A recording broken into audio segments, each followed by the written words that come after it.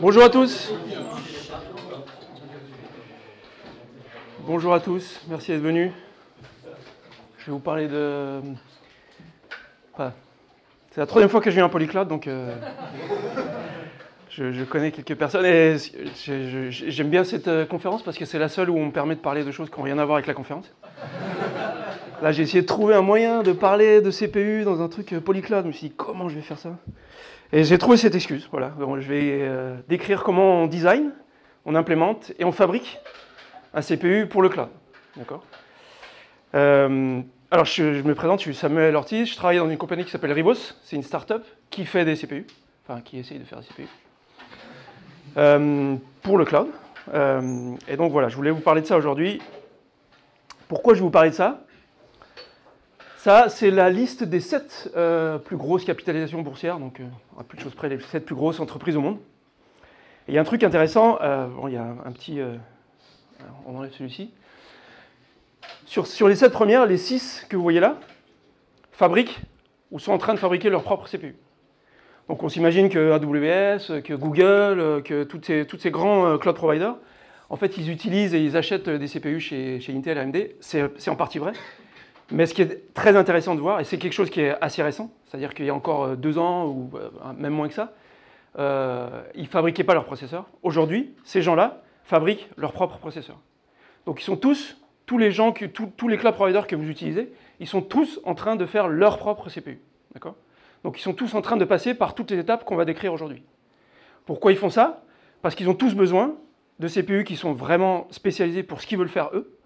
Et surtout, ils ont pas, il n'y a plus assez de capacité en fait. Dans le monde entier, il n'y a plus assez de capacité pour fabriquer les processeurs qu'ils veulent eux. C'est-à-dire qu'ils vont voir par exemple AMD, ils leur disent j'ai besoin d'un certain nombre de processeurs et AMD leur dit bah, on va vous les vendre, mais en 2028.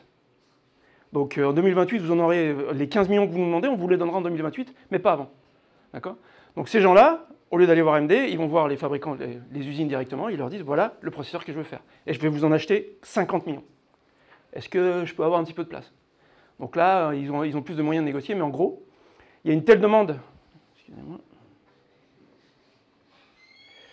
Il y a une telle demande. On va faire ça. C'est mieux. Donc il y a une telle demande il y a un tel besoin de silicone que tous ces gens-là sont obligés de fabriquer leur propre CPU. Donc c'est quelque chose dont on n'est pas forcément conscient, mais c'est le cas. Donc tout le monde en fait, Google en fait, etc. Meta fait leur propre CPU, leur propre accélérateur.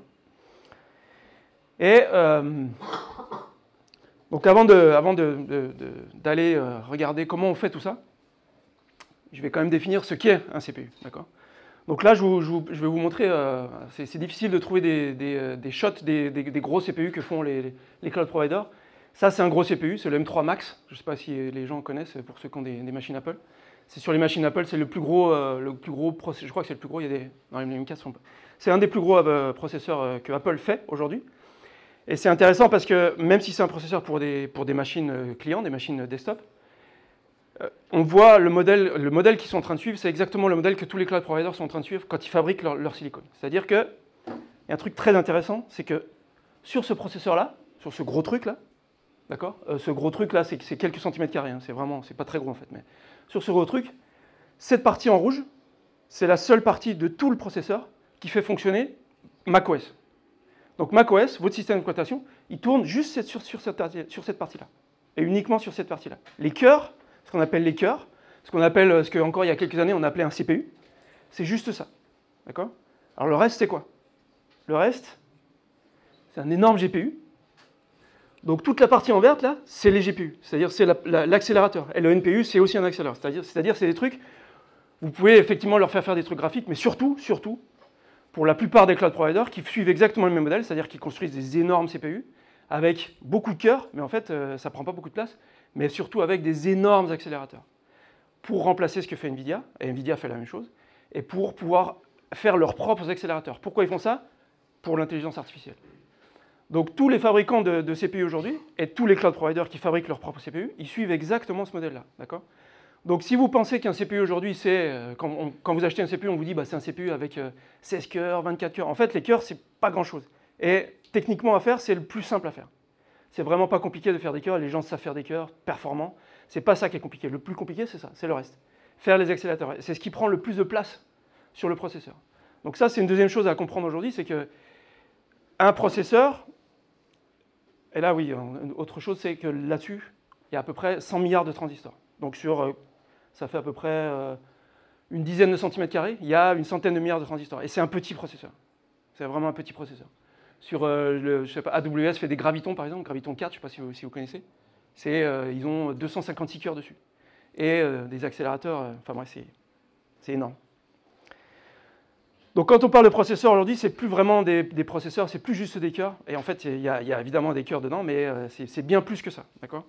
C'est bien plus que ça, c'est les cœurs, mais c'est surtout des gros accélérateurs, des énormes accélérateurs qui prennent la plupart de la place sur le processeur, et c'est eux qui sont le plus durs à fabriquer. Dans tous ces processeurs, il y a ce qu'on appelle un root of trust, une racine de confiance, donc un processeur de sécurité.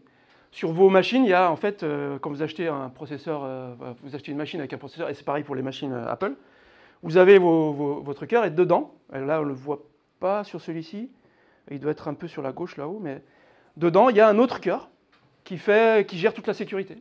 Sur les processeurs Intel, il y a un petit cœur, c'est un cœur 486, donc vraiment un vieux truc, 32 bits, 486, qui gère toute la sécurité. C'est lui qui boot votre machine. D'accord ? Vos cœurs, ils sont bootés par un autre petit cœur. Ce petit cœur 486. Chez AMD, c'est pareil. AMD, c'est des processeurs x86. Mais sur vos chips AMD, il y a un autre processeur, un gros processeur ARM, qui s'appelle le PSP, le Security Processor, qui fait la même chose. Donc c'est ce qu'on appelle le root of trust. C'est la partie qui démarre votre plateforme, et c'est la partie, si cette partie-là est hackée, toute votre plateforme est hackée.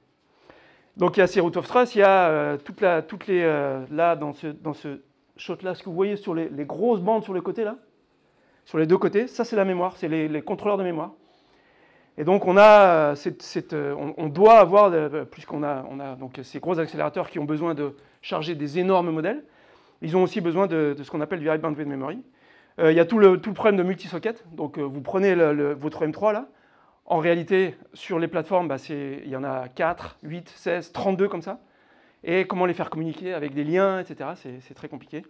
Surtout, ce que je veux souligner ici, c'est que faire des processeurs aujourd'hui pour le cloud, je ne pense pas que l'humain dans le monde aujourd'hui fasse des choses plus compliquées que ça. C'est extrêmement complexe, extrêmement difficile. Il n'y a pas de process qui soit plus compliqué que ça. D'accord ? Et donc aujourd'hui, je vais vous parler de ça. Je vais vous parler de comment on fait ça. Ça va être assez haut niveau. Je ne vais pas pouvoir rentrer dans beaucoup de détails. Mais on va regarder un petit peu toutes les étapes qu'on doit suivre pour effectivement faire un processeur. Donc, qu'est-ce qu'on doit faire? Quelles étapes on doit suivre pour faire un système on chip? Avant de regarder dans les étapes, je voudrais parler des différences qu'il y a entre le fait de développer du hardware et le fait de développer du software. Parce que finalement, on développe du hardware, on développe du software, mais il y a des grosses différences entre les deux. Et je veux vraiment souligner ça, je veux vraiment que tout le monde comprenne ce que ça veut dire. Pour développer un COC, donc si un jour vous décidez de faire un processeur pour le cloud, donc pas un petit processeur, 32 bits en ordre, avec un vrai truc, quoi. Ça prend plusieurs années, littéralement plusieurs années. Donc si vous démarrez de zéro et que vous voulez faire un processeur, ça va vous prendre 5 ans. D'accord? À peu près. D'accord? Ça prend plusieurs années, ça prend plusieurs milliers d'ingénieurs. D'accord? Quand Intel décide de faire un nouveau processeur, ils savent que ça va leur coûter à peu près 15 000 ingénieurs. On parle de 15 000 ingénieurs. Pour la validation, pour tout. D'accord? C'est ce que ça coûte. Donc c'est pas... Le coût, c'est très important. Quand vous avez un bug dans votre application, vous recompilez, ça vous coûte à peu près quelques centimes d'électricité. Quand on a un bug hardware et qu'on doit recompiler, c'est-à-dire refaire un nouvel hardware, ça ne coûte pas quelques centimes. Ça coûte quelques millions, voire quelques dizaines de millions d'euros. Refaire un nouveau silicone juste pour fixer un bug, ça coûte plusieurs millions d'euros. D'accord ? Une compilation, ça coûte plusieurs millions d'euros. Donc c'est ça la différence d'échelle. Tester du hardware, tester et fixer du hardware, ce n'est pas le même niveau de difficulté. Quand vous vous retrouvez avec un morceau de silicone et vous le démarrez et qu'au bout d'une nanoseconde, il s'arrête, vous devez débugger ça. Imaginez comment on peut débugger ça. Vous avez un morceau de silicone et au bout d'une nanoseconde, il s'arrête. Et on vous dit, il faut débugger. La vitesse, Donc c'est des processeurs qui sont cloqués à plusieurs gigahertz. Donc ça veut dire que, réfléchissez à ça, ça veut dire que plusieurs millions de fois par seconde, l'état de ce que vous êtes en train de débugger change. Plusieurs milliards de fois par seconde, d'accord? Donc quand vous débuguez un CPU et que vous le faites tourner vous le faites tourner pendant 1 heure et on vous dit, mais pendant 1 heure, je vois que là, il y a un bug, au bout d'1 heure. D'accord? On vous dit, bah, je vais regarder mes logs. Ah non, il n'y a pas de log. Il n'y en a pas, en fait. Vous prenez un dump, vous récupérez quelque chose et vous n'avez quasiment pas la possibilité de savoir ce qui s'est passé avant. Parce qu'il y a eu des milliards de changements d'état toutes les secondes. Donc essayez d'imaginer ça, vous devez débugger une application qui change d'état plusieurs milliards de fois par seconde. Dernière chose, c'est qu'il n'y a personne ici dans la salle qui se dit, mais est-ce que quand je vais allumer ma machine, est-ce que ça va marcher? Est-ce que mon processeur va marcher? D'accord? C'est pas comme quand vous dites, quand je lance mon container dans Docker, est-ce qu'il va marcher? En fait, vous n'êtes jamais vraiment sûr. Hein? On est bien d'accord. Enfin, moi, je ne suis jamais vraiment sûr. Quand je démarre ma machine, mon processeur, je ne me pose pas la question. Je ne me dis pas, mais est-ce qu'il y a un bug qui va faire, qui va s'arrêter ou... Non, ça n'arrive jamais. D'accord? Donc, là, les attentes de qualité sur un processeur, c'est qu'il n'y ait pas de bug. Vous ne pensez même pas qu'il y a un bug. Pour vous, ça n'existe pas. D'accord? Donc, un CPU, c'est sans bug. À peu de choses près, d'accord? C'est sans bug, mais en fait, si vous allez sur ce genre de documents, ça c'est des documents publics. Il y a des documents qui sont moins publics.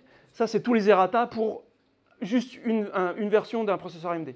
Et c'est les errata connus. Il y en a qui sont un petit peu, c'est beaucoup trop petit, mais il y en a un par exemple qui dit là, comme ça, bon, on voit aussi là, la colonne de droite, c'est marqué No Fixed Planned.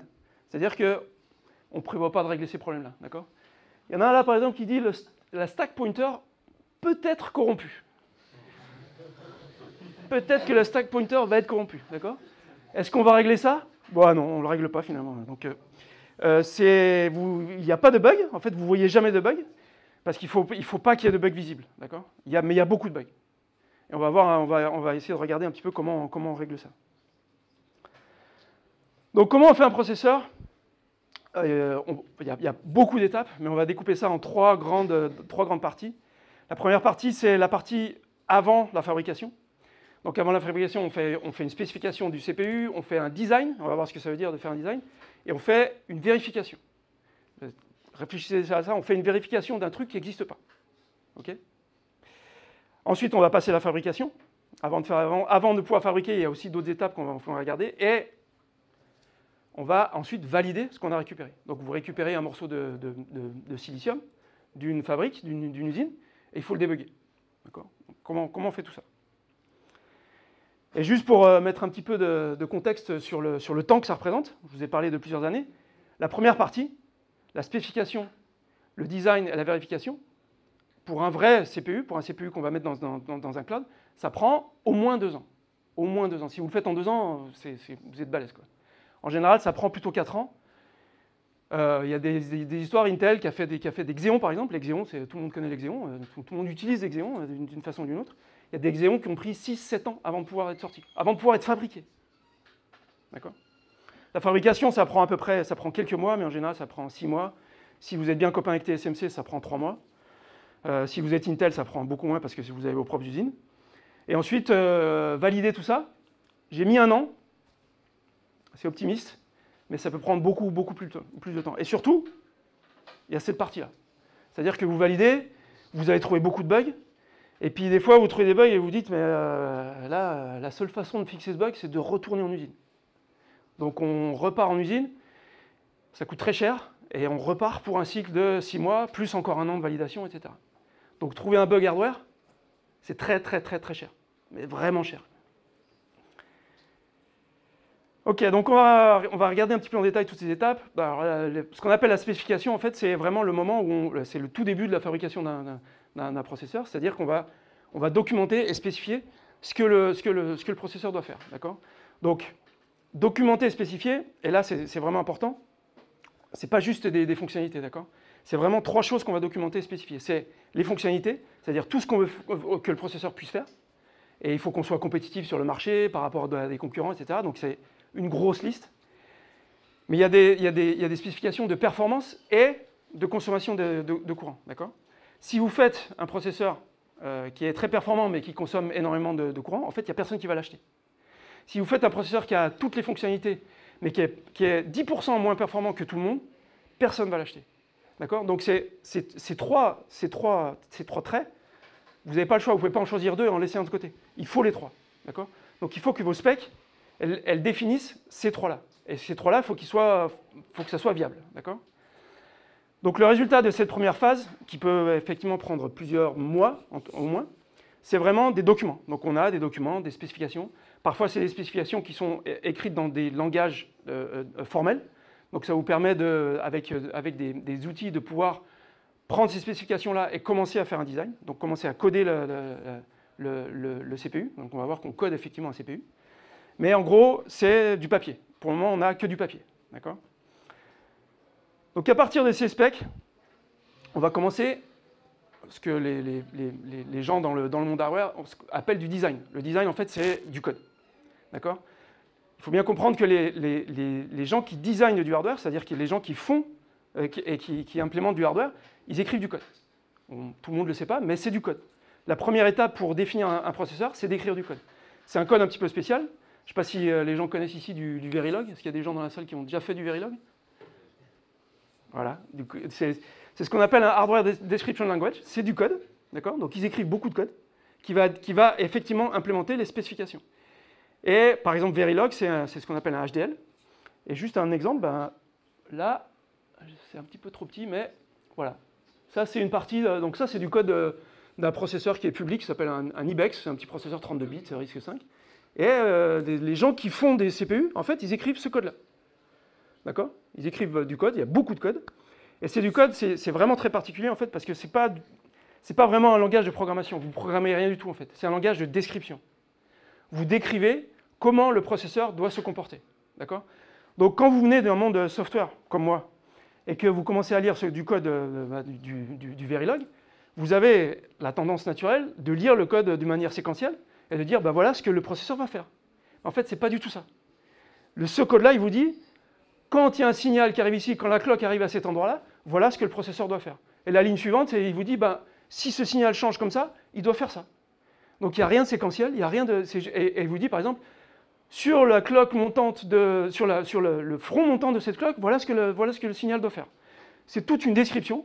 Donc ce n'est pas du tout à lire de manière séquentielle, c'est simplement à dire, on lit ça et on dit, alors attendez, je suis en train de regarder le signal qui arrive ici, la clock qui a 2 gigas, qu'est-ce qui se passe quand elle arrive sur ce registre? Ce langage-là vous décrit ça. Ce n'est pas un langage de programmation, c'est vraiment un langage de description. Donc c'est vraiment particulier à lire. Et c'est vraiment, il faut avoir un cerveau de designer CPU pour comprendre ce genre de choses, c'est vraiment particulier. Donc le design, c'est vraiment à travers ces langages-là, c'est la façon de capturer le comportement de votre CPU. Vous prenez vos specs qui décrivent exactement ce que le CPU doit faire, comment il doit le faire, et avec quelle performance il doit le faire, et votre HDL, votre code, il va capturer ces specs-là. Il va vraiment commencer à les mettre en forme. L'étape suivante, une fois qu'on a écrit tout le RTL, enfin on commence avant d'avoir terminé d'écrire le RTL, mais c'est l'étape de vérification. Donc l'étape de vérification, c'est assez particulier. Vous vous dites, quand vous testez, quand vous vérifiez du code, en fait, vous avez du code. Vous avez votre application, vous la buildez et vous commencez à la tester. Quand vous faites un CPU, vous allez vérifier votre CPU avant d'avoir votre CPU. D'accord ? Donc là on a des outils qui sont vraiment, c'est de la magie, hein, c'est pour des gens qui sont pas dans le domaine, c'est assez magique, c'est des outils qui prennent le HDL dont je viens de parler et qui en font un modèle. Mais ce qu'on appelle cycle accuracy, c'est-à-dire c'est un modèle qui va effectivement modéliser le CPU au cycle près, c'est-à-dire qu'il est absolument exact, au cycle près. Pas en vitesse, pas en performance, mais il va faire exactement ce que le HDL décrit. Donc la vérification, c'est la partie la plus longue, c'est la partie la plus risquée, et c'est la partie la plus chère d'un design de CPU. On s'imagine que designer un CPU, c'est une armée de mecs qui écrivent, qui font des specs et qui écrivent du RTL, enfin du Verilog. En fait, ce n'est pas le cas. À peu près pour un ingénieur qui va écrire du HDL, on a en général 5, 6, 7 ingénieurs qui vont faire de la vérification. C'est extrêmement cher. C'est extrêmement cher en ressources ingénieurs, c'est extrêmement cher. Je vous ai parlé d'outils magiques. Ces outils, en fait, pour vérifier un CPU, c'est des outils qui vont vous dire, bah, si tu veux lancer cet outil, il faut que tu me trouves une machine avec 512 Go de RAM au minimum. Au minimum. Et si tu en trouves une, il va falloir que tu attendes un petit peu avant que j'ai terminé mon truc. Si tu en as une avec 8 Tera, c'est quand même un peu mieux. C'est le genre de choses qu'on nous demande. C'est la réalité. D'accord ? Donc il faut que vous puissiez trouver quelque part dans le monde une machine avec 8 Tera de RAM. Si c'est la DDR5, c'est encore mieux, donc c'est des machines qui sont très très chères. Donc la vérification, c'est la partie, ce qu'on appelle la vérification, c'est la partie qui va vérifier que le HDL, donc le code que je vous ai montré avant, effectivement implémente ce que les spécifications décrivent. Donc la vérification, c'est vraiment cette étape-là. Quand on vérifie, on fait juste, entre guillemets, juste ça, c'est-à-dire qu'on prend les specs, on prend le code, et on implémente des trucs qui vérifient que les deux font exactement la même chose. D'accord ? Comment on fait ça ? Donc vous avez la racine de tout, c'est vos spécifications. Et à partir de votre spécification, il y a d'une partie les designers qui vont implémenter ce code, donc qui vont faire le design. Et de l'autre côté, les ingénieurs de vérification qui vont commencer à construire des plans de vérification. Qui disent, ben, on a des specs, avec ces specs-là, voilà ce qu'on va vouloir et devoir vérifier. D'accord ? Et là, c'est très important que les plans de vérification, ils vérifient les bonnes choses. Et ils vérifient le plus possible de choses. D'accord ? Ensuite, à partir de ces vérifications, on va faire ce qu'on appelle des test bench, des bancs d'essai, littéralement. Des bancs d'essai, c'est du code qui va utiliser ces outils et qui va prendre un morceau, ou peut-être tout le design, qui va l'instancier, c'est-à-dire qu'il va vous dire, le design, il vous dit, bah là, j'ai implémenté un module qui implémente mon cœur, le cœur de mon SoC. Et j'ai un autre module qui va implémenter le contrôleur de mémoire, j'ai un autre module qui va implémenter le GPU. Je schématise, mais c'est à peu près ça. Votre test bench va prendre ces parties-là, les instancier et les tester. D'accord ? Donc elle prend cette partie-là avec les outils de modélisation. Elle va rajouter des inputs, elle va rajouter des outputs. Donc elle va avoir la possibilité de récupérer des inputs, c'est-à-dire que vous pouvez lui donner des entrées. Vous pouvez lui dire, bah là, sur ce signal, maintenant, je veux mettre la valeur 32 027-43. On envoie ce signal-là et on récupère récupère des choses en sortie. Donc on a ce qu'on appelle un stimulus, donc on stimule le test bench avec plein de signaux, plein de variations. Et quand je dis plein, c'est vraiment plein. C'est vraiment plein, mais c'est jamais assez, d'accord ? Et on récupère des sorties du test bench, on récupère des sorties, et on vérifie que ces sorties, elles implémentent bien ce qui est dans le plan de vérification. Donc en gros, quand vous dites, eh ben, j'ai mon CPU, je sais qu'il y a en entrée un signal qui va permettre d'écrire quelque chose en mémoire. D'accord ? Donc avec votre test bench, vous avez la possibilité d'envoyer ce signal-là et vous récupérez une sortie qui vous dit « voilà ce que tu as écrit en mémoire ». Donc vous avez la possibilité de vérifier que quand vous envoyez exactement ce signal-là, vous avez exactement cette sortie-là. Sachant qu'il y a des millions d'entrées sur un CPU moderne, on ne peut pas tout tester. Et de loin, pas tout tester. D'accord ? Donc ça, c'est la partie vérification. Et un truc qui est vraiment important à comprendre, c'est que le coût de la vérification, il est totalement marginal comparé au coût d'un bug hardware. C'est-à-dire que le temps que vous passez à vérifier, en fait, ça ne sera jamais assez long. Comparé à ce que ça vous coûte de ne pas avoir trouvé un bug pendant la vérification. Si vous avez un bug pendant la vérification que vous ne trouvez pas, et que vous le trouvez quand le hardware existe, les coûts, ça n'a plus rien à voir, d'accord ? Donc vous voulez faire en sorte que votre vérification soit la meilleure possible. Et c'est pour ça que je parle du fait que la vérification, c'est la partie la plus critique. Tout ce que vous ratez en vérification, c'est extrêmement cher. D'accord ? Ce n'est pas tout ce que vous ratez dans le design. Ce n'est pas tout ce que vous ratez dans les specs. Dans le design, si vous avez un bug dans votre HDL, vous pouvez le fixer. Si vous ratez quelque chose dans la vérification, ça va vous coûter très très cher. Le problème de la vérification, c'est que c'est lent. C'est très très très très très lent. D'accord ? Plus le morceau de design qu'on teste, c'est-à-dire plus le morceau de design qu'on prend et qu'on met dans le banc d'essai est gros, plus la vérification va être lente. D'accord ? En gros, quand vous prenez le SoC, vous prenez un SoC complet et vous essayez de le vérifier avec les outils qu'on a actuellement, ça équivaut à faire tourner ce SoC non pas à 3 GHz ou 4 GHz, mais à 10 Hz. D'accord ? Qu'est-ce que ça veut dire de faire tourner un CPU en le vérifiant à 10 Hz ? Ça veut dire que si vous avez un CPU qui tourne à 1 GHz, vous voulez le faire tourner à 1 GHz, si vous voulez tester une seconde de ce CPU, ça vous prend 1 mois de vérification. D'accord ? Donc vous dites, je vais tester mon SoC et je veux tester la première seconde de boot. Je veux vérifier que la première seconde de boot fait bien ce qu'elle doit faire. Si vous voulez vérifier ça, vous allez attendre 1 mois. Donc en fait, vous ne pouvez pas le faire. Parce que vous devez attendre 1 mois sur l'énorme machine que vous avez pour faire vos vérifications. Donc ce qu'on fait en vérification, en général, c'est qu'on va non pas tester tout le SoC, mais on va prendre plein de petits morceaux du design, vraiment des tout petits morceaux, et on va tester ces petits morceaux-là, chacun de manière indépendante.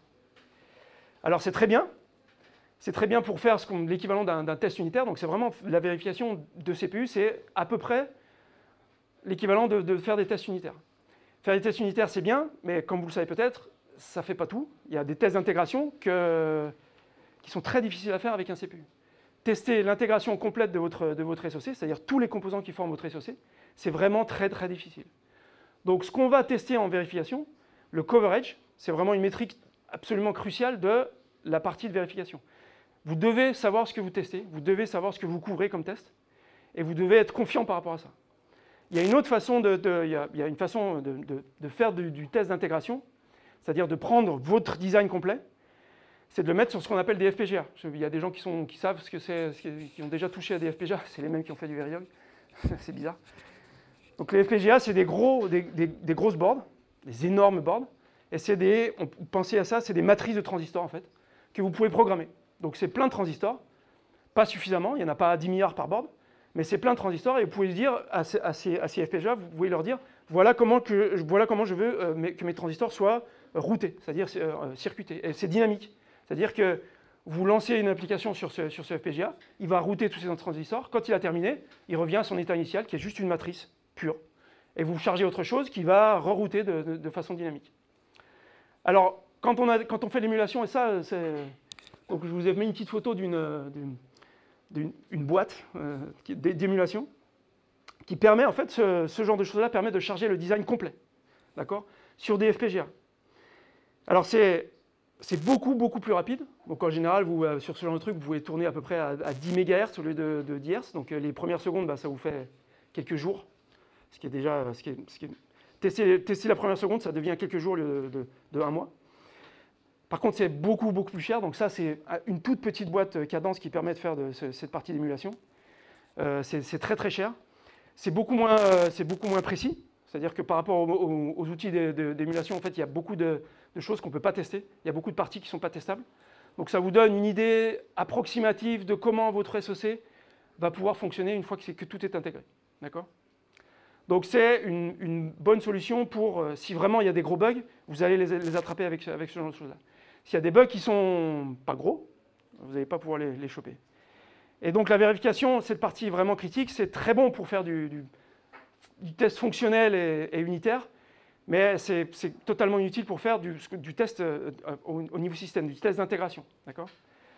Et du coup, il y a beaucoup de bugs hardware qui sont vraiment difficiles à trouver. D'accord ? Tous les bugs de type asynchrone, c'est-à-dire des trucs qui arrivent seulement quand vous mettez tout ensemble et qu'il y a plein d'événements qui se passent de manière complètement indépendante sur tous vos blocs de logique. Et là, il y a des choses qui apparaissent qui étaient imprévisibles. D'accord ? Tous les bugs de protocole, c'est-à-dire vous avez tous vos blocs, votre CPU et votre GPU, ils parlent sur des couches physiques, mais des fois sur des couches analogiques, et il y a des bugs de protocole dans l'implémentation de ce truc-là. Donc par exemple, un bug de l'implémentation sur le PCI, par exemple. Si votre PCI ne fonctionne pas, le protocole est mal implémenté, ça va mal se passer pour vous. Donc il y a beaucoup de bugs qui sont vraiment difficiles à trouver à cette étape-là, et donc qui vont coûter très cher. On fait comme on peut. Une fois que la vérification est terminée, on dit qu'elle est gelée, et le design fait un sign-off, c'est-à-dire qu'il dit on a terminé. D'accord ? Et là, en théorie, on peut partir en fabrication, mais pas encore. Pas vraiment. Il y a encore une étape avant, plusieurs petites étapes de préparation à la fabrication. Donc jusqu'à maintenant, là, ce qu'on a maintenant, c'est donc du HDL, le design, et on a été capable de dire on a vérifié 73% de ce design. Et les 27% qui restent, on sait que ce n'est pas très critique et de toute façon, on ne peut pas le tester. D'accord ? Donc on va prendre ce design et il faut qu'on arrive à ce qu'on appelle un tape-out. Un tape-out, c'est une vieille expression qui correspond en fait au tout début de la fabrication des processeurs. Les mecs, ils faisaient leur design, ils les mettaient sur une bande magnétique, une tape, ils la prenaient physiquement, ils prenaient leur voiture, ils allaient dans les usines et ils leur donnaient. Donc ils faisaient ce qu'on appelle un tape out. Et encore aujourd'hui, c'est des expressions qui sont utilisées. Il y a plein d'expressions qui sont très vieilles dans ce monde-là. Mais on dit qu'on fait un tape out, alors qu'on ne fait plus du tape out, on envoie un mail avec un gros fichier GDSI, et c'est comme ça qu'on le fabrique, on ne fait pas de tape out. Mais donc il faut qu'on passe de notre HDL à un truc, un seul fichier, un fichier au format, c'est un format bien spécifique, GDS2. Ce fichier, on va le donner à l'usine, et l'usine va fabriquer notre processeur. Mais pour passer du HDL à ce fichier GDSI, il y a encore quelques étapes qui sont... Là, on commence à aller sur de la magie. Et ces étapes-là, il faut bien comprendre que c'est des étapes qui sont totalement spécifiques à l'usine à laquelle vous allez envoyer votre fichier. Donc si vous dites, je veux envoyer mon fichier, je veux faire mon processeur chez TSMC, et chez TSMC, je veux utiliser leur process de, je sais pas, de 5 nanomètres, d'accord? Vous allez voir TSMC, vous leur dites, je veux faire ça, ils vont vous dire, tu reviens en 3 ans et on va discuter. Si vous dites, OK, on fait ça, ils vont vous dire, si tu veux utiliser mon process de 5 nanomètres, voilà le process design kit que tu dois utiliser. Donc, ils vous filent un tas de librairies et d'outils, et ils vous disent, tu prends ton HDL, tu utilises ce process design kit, et à la fin, tu vas générer un fichier GDS2 que moi, je vais pouvoir comprendre. En tout cas, mon process 5 nanomètres va pouvoir comprendre. Si tu veux utiliser un process 3 nanomètres, il faut que tu utilises un autre PDK. Donc, tout ce que vous allez générer, c'est absolument spécifique à un type d'usine. D'accord? Donc, quelles sont ces étapes? Tout d'abord, on va faire l'étape de synthétisation. Donc, c'est vraiment l'équivalent de compiler votre HDL. Donc, votre code, là, qui est votre design, vous allez prendre ce HDL et vous allez générer ce qu'on appelle une netlist. Donc, ce HDL, c'est du code. Et à partir de là, on va définir une espèce de réseau qui connecte en fait tous les blocs logiques qui vont pouvoir implémenter votre code. Donc là, réfléchissez à ça, c'est vraiment, enfin, c'est un peu comme LLVM, mais c'est un peu magique. C'est-à-dire que vous prenez du code, et à la fin, vous vous retrouvez avec un énorme réseau. Et quand je dis énorme, c'est énorme. Ça, ce truc-là, ça, c'est la netlist. C'est la netlist pour un truc qui compte, qui prend une clock et qui compte toutes les secondes. Ce n'est pas un CPU. C'est beaucoup, beaucoup, beaucoup plus simple qu'un CPU. Ça, c'est vraiment une netlist pour un truc hyper basique. Une netlist, c'est énorme, et c'est un truc qui prend du code et qui va découper ce code en des milliards de petits blocs digitaux, des portes AND, des portes NOR, des transistors, etc., et les router entre eux. Donc mettre des connexions entre eux. D'accord? Ça, c'est la première étape. C'est ce qu'on appelle la netlist. Ensuite, tous ces petits blocs digitaux, on va commencer à les placer. Et là, on passe du monde du code, où on a des choses un peu... on va vraiment sur le mode physique. On commence à dire, on va placer tout ce qu'il y a sur notre netlist, tous les blocs digitaux qu'on a réussi à connecter sur notre netlist, on va le placer physiquement sur le processeur. Donc on dit notre processeur, il va faire 4 cm sur 4 cm, et on va commencer à placer ces blocs. Et là, littéralement, les gens qui font ce métier-là, ils disent qu'ils font ce qu'ils appellent du floor planning. C'est-à-dire que c'est des gens qui, demain, vous pouvez leur dire, ben, c'est plus des CPU que tu dois placer, il faut que tu mettes des pièces dans une maison. Ou il faut que tu construises un parking. C'est exactement ça. C'est-à-dire qu'ils ont plein de blocs et ils doivent les placer sur un truc de 4 cm par 4 cm. Ou de 1 cm par 1 cm. Enfin, ça dépend de la taille qu'on a choisie. Donc, il faut qu'ils fassent ce floor planning en utilisant ce qu'on appelle des standard cells. C'est-à-dire c'est des cellules standards. C'est l'usine vers laquelle vous allez vous diriger qui vous dit, si tu veux implémenter une porte OU, voilà ce que tu dois utiliser. Ma porte OU pour ce process de 5 nanomètres dans mon usine, elle fait cette taille, elle fait 5 nanomètres de longueur et 3 nanomètres de largeur. Voilà ma porte OU. Il faut que tu la places maintenant. Et tu en as 57 milliards à placer. OK? Donc, ça par exemple, c'est un placement. Alors là, pour l'échelle, ça c'est la première étape, donc c'est un placement. L'échelle, c'est là-dessus, c'est à peu près 10 microns sur 10 microns. Donc ça, c'est un design extrêmement simple aussi. C'est un compteur. Donc là, on a le compteur qu'on a vu avant. Et derrière, on a mis un petit truc avec 7 segments. Vous avez les petits affichages là. Donc c'est ça. C'est juste un petit compteur, une clock je crois qu'on met 16 mégas, une clock à 16 mégas, qui n'est pas encore apparue là, on va la voir apparaître. Une clock et votre petit compteur qui change toutes les secondes, donc qui incrémente toutes les secondes. Juste ça. Donc là, on a 10 microns par 10 microns. Okay, Et si vous regardez de plus près, mais vous ne pouvez pas, en fait, tous ces blocs-là, donc c'est des portes, là c'est un inverteur. Donc un truc qui prend un signal et qui, s'il est à 0, il le met à 1. D'accord? Et il y a un numéro avec parce que le process de fabrication vous dit, en fait, cette cellule-là, c'est un inverteur, et l'identifiant de cet inverteur, c'est 187. Donc là, vous pouvez commencer à dire, quand l'usine va recevoir ça, elle sait qu'à cet endroit, sur mon processeur, elle doit placer la cellule numéro 187. D'accord? Donc on commence déjà à avoir des trucs qui commencent à être physiques. L'étape suivante, on avance encore dans la magie, il faut connecter tous ces blocs ensemble. D'accord? Donc réfléchissez, vous avez 10 milliards de transistors, et il va falloir les connecter maintenant. D'accord? Connecter, ça veut dire connecter les signaux, c'est-à-dire qu'il y a certains blocs digitaux qui envoient un signal, des signaux vers les autres, c'est-à-dire qu'ils littéralement ils envoient des données. Il y a les connexions de courant, de power, donc. Il faut alimenter tout ça, et tout alimenter. Et les clocks, c'est-à-dire que dans votre processeur, votre processeur il est à 3 GHz, donc quelque part il y a une clock, un truc qui bouge 3 milliards de fois par seconde, et qui va traverser tout le design. Comment on route ça? Donc ça c'était la partie placement, on a placé tous nos blocs sur notre petit carré de 10 microns par 10 microns, et on va router. Donc là, c'est pas encore très visuel, mais je vais essayer d'être un peu plus visuel. Donc on a routé, c'est-à-dire que vous voyez maintenant qu'il y a des traits un petit peu partout. Donc les gros traits violets, là, c'est de l'alimentation. Donc c'est ce qu'on appelle les power rails. Donc c'est des trucs qui traversent le design et chacun vient prendre un peu de courant dessus, toutes les cellules comme ça. Après, il y a des trucs transversaux qui sont effectivement les connexions de signaux, etc. Donc là, il y a un truc et encore une fois, c'est magique. On a l'impression que là, c'est en 2 dimensions. D'accord? Mais pas du tout. En fait, ce que j'ai oublié de préciser, ce que je n'ai pas précisé, c'est que ça, si vous prenez la coupe transversale d'un CPU, vous allez avoir ce genre de choses-là. D'accord? Vous allez voir plein de couches. Et ça, c'est sur un process de 130 nanomètres.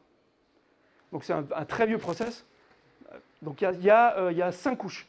Si vous faites aujourd'hui un processeur sur 3 nanomètres, vous n'allez pas avoir 5 couches, mais vous allez en avoir 16 ou 17.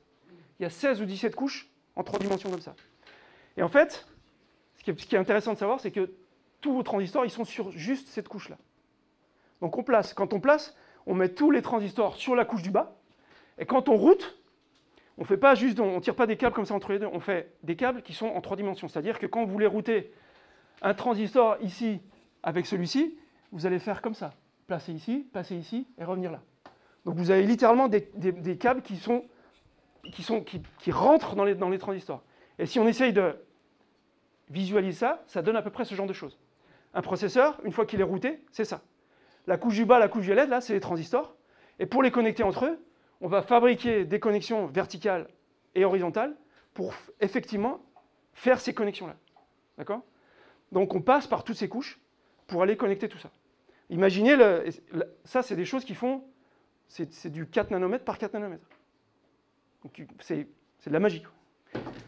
Et router tout ça, avec une clock qui bouge à 3 milliards de fois par seconde, c'est assez spécial. Bref, une fois qu'on a synthétisé, placé, routé, tout ça, à la sortie, ça va donner un fichier, GDS2. Ce fichier, il est compatible avec, encore une fois, le process qui est spécifique à l'usine vers laquelle on va aller. Okay? Donc vous donnez ce fichier à votre usine, elle vous dit « Ok, tu as fait tout ce qu'il fallait ». Et en fait, dans le PDK que l'usine nous a donné, il y a plein de checks en fait. Il y a plein de vérifications que vous suivez bien les règles de l'usine et que vous allez pouvoir effectivement fabriquer. Et des fois, vous pouvez même dire je sais qu'il y a 2-3 règles que je n'ai pas suivies, mais je te file mon fichier quand même. Et l'usine va vous dire si tu ne suis pas ces règles, nous, on te garantit que tu vas avoir 43% de défauts. Donc 43% de tes processeurs ne vont pas marcher. Tu es sûr que tu veux le faire? Oui, je veux le faire, parce que je n'ai pas trouvé de moyen d'enlever ces warnings. Et si des fois ils vous disent, avec tous ces warnings-là, en fait, ce n'est pas 43% de défauts, c'est 97% de défauts. Donc pour 100 processeurs que tu vas faire, il y en a 3 qui vont marcher. C'est OK? On y va. Donc on envoie ce fichier à l'usine, et là, on attend quelques mois, et au bout de quelques mois, on récupère une magnifique galette avec tous nos processeurs dedans. Donc c'est super, dans les galettes, on peut vendre tout ça. Non, pas encore. Il faut commencer à débugger. D'accord? Vous récupérez ce morceau de silicium et il faut le débugger. Donc là, il faut essayer de voir et trouver et débugger des bugs hardware. Donc, le genre de bug hardware dont on parle, c'est...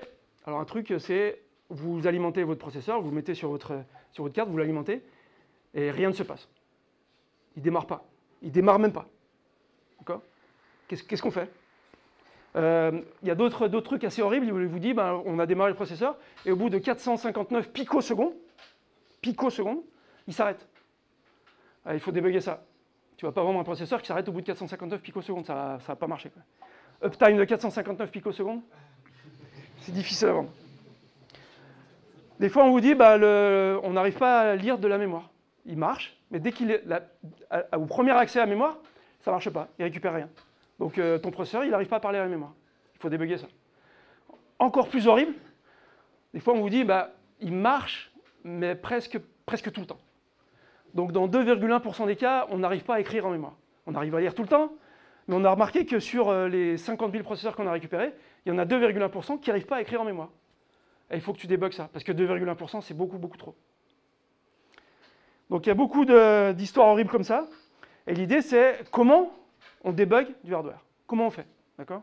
Donc il y a des méthodes, mais en gros, à très haut niveau, on suit à peu près les mêmes méthodes que ce qu'on va faire quand on fait du debug software, c'est-à-dire qu'on va commencer par analyser, et ensuite on va essayer de trouver des fixes, et on va retester, d'accord? C'est juste que les outils et les fixes, ils sont très différents, d'accord? Donc on va rapidement regarder un petit peu ce que c'est. L'outil principal de debug et d'analyse, c'est une sonde JTAG. Je ne sais pas si les gens connaissent, à part les gens qui ont fait du Verilog et du FPGA. Est-ce que quelqu'un a utilisé des sondes JTAG? Évidemment. Donc les sondes JTAG, c'est vraiment des sondes physiques que vous mettez sur votre CPU et qui vous permettent littéralement de débugger votre CPU. D'accord? Donc c'est des trucs que vous ne voyez jamais parce qu'en fait, une fois qu'on l'a débugué, on l'enlève parce qu'on n'a pas envie que nos clients puissent débugger nos CPU et qu'ils comprennent ce qui se passe dedans. On ne veut pas voir comment les saucisses sont faites. Et un JTAG, c'est littéralement un debugger hardware. C'est l'équivalent de votre GDB pour le hardware. C'est un truc qui va vous permettre de charger n'importe quoi en mémoire. Donc votre CPU, même s'il ne démarre pas, vous mettez votre JTAG dessus. Après, si la partie JTAG ne marche pas, ça devient très compliqué. Mais même s'il ne démarre pas, vous mettez votre JTAG dessus, vous pouvez charger votre mémoire avec des instructions et demander à votre processeur d'exécuter cette instruction et voir ce qui se passe. Vous pouvez lire, écrire en mémoire. Vous pouvez lire des registres du CPU. En gros, vous pouvez vraiment faire presque l'équivalent de ce que vous faites avec GDB, c'est-à-dire faire du step execution, de faire du watch sur une partie de mémoire, etc. Donc c'est absolument vital pour faire du debug hardware. Il y a un autre truc qui fait, c'est l'équivalent d'un crash dump ou d'un log. Si votre CPU crash, vous pouvez demander, donc vous arrêtez votre CPU, et vous pouvez demander à JTAG de faire un dump de tous les registres, même plus que tous les registres, de tous les flip-flops dans votre CPU. Partout où il y a des données, il va vous dire, voilà la donnée. D'accord? Donc ce qui veut dire qu'au moment de la fabrication, il faut absolument designer votre CPU pour qu'il puisse faire ça. C'est-à-dire que tous les transistors, presque tous les transistors, ils sont instrumentés pour que, quand vous demandez à travers JTAG de faire ce qu'on appelle un scan dump, on récupère toutes les données de votre processeur.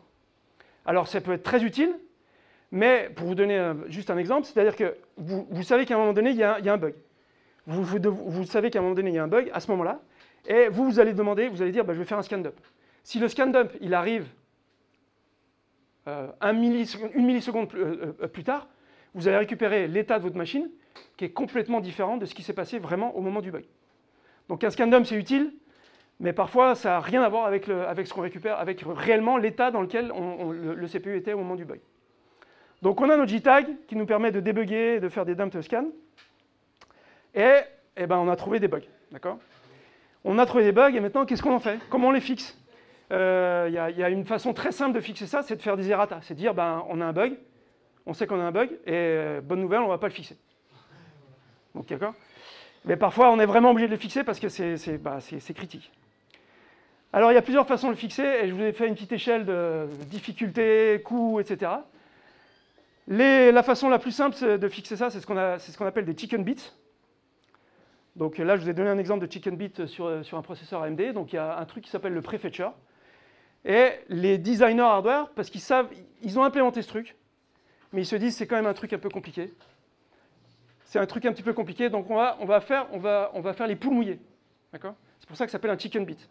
On va faire les poules mouillées et on va implémenter ce truc, mais on va rajouter un bit qui disable ce truc et fait le truc ancien. Donc c'est une nouvelle feature, c'est un truc assez complexe, un prefetcher, etc. Mais on n'est pas sûr que ça marche. Donc on va laisser un petit interrupteur pour dire finalement on ne l'utilise pas, on utilise l'ancienne version. Donc on met les deux versions sur le CPU et on a la possibilité de passer de l'un à l'autre.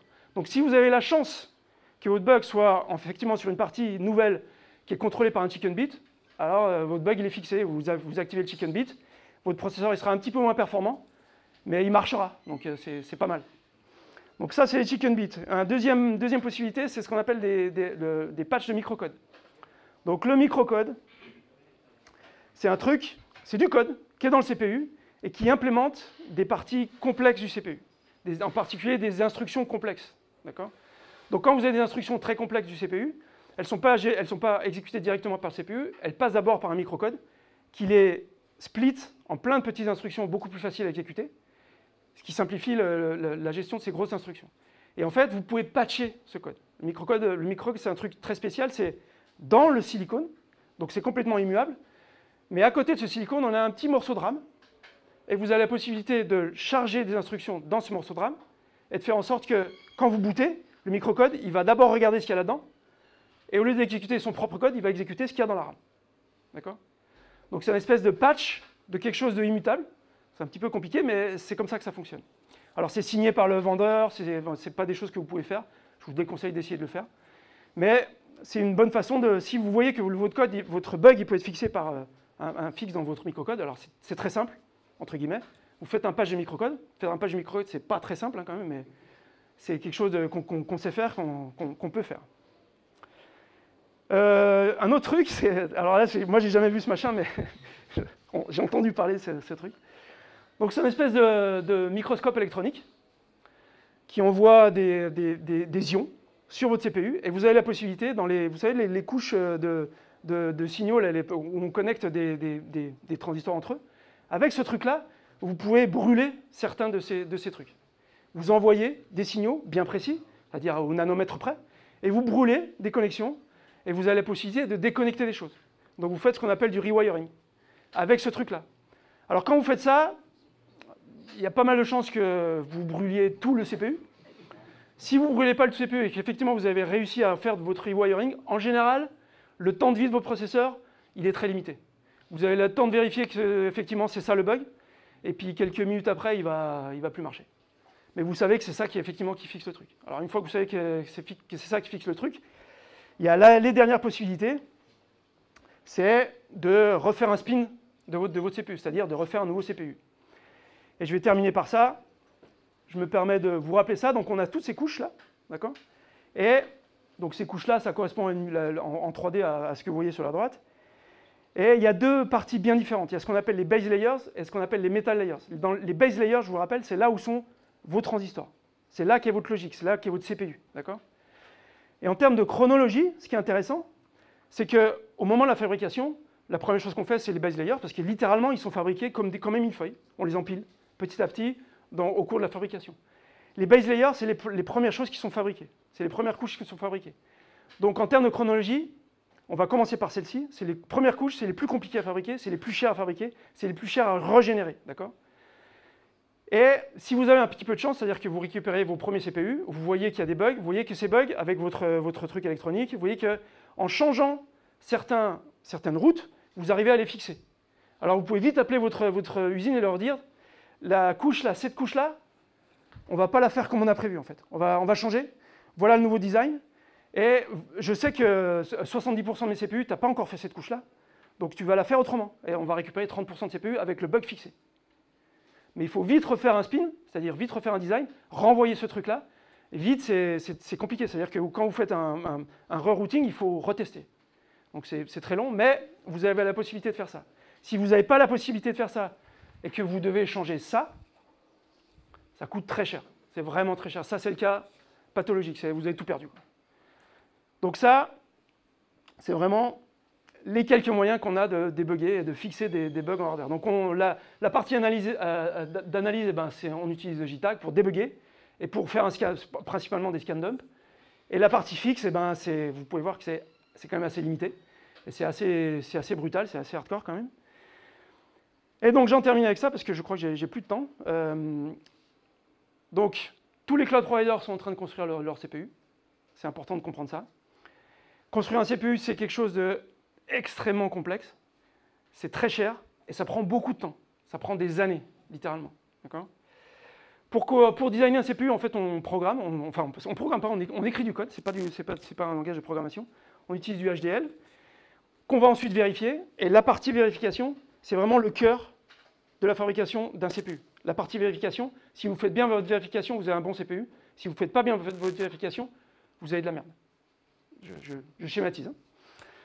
Le HDL est synthétisé, placé, routé avec un PDK. Donc c'est votre usine qui vous dit comment faire ça, quel outil utiliser, pour pouvoir être compatible avec littéralement leur process physique de fabrication.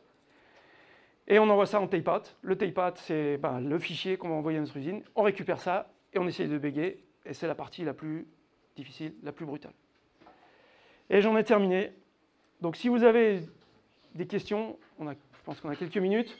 Si vous voulez mettre du feedback sur la présentation, j'ai mis le QR code. Vous pouvez mettre du retour positif, négatif. N'hésitez pas. Ça aide tout le monde. Merci.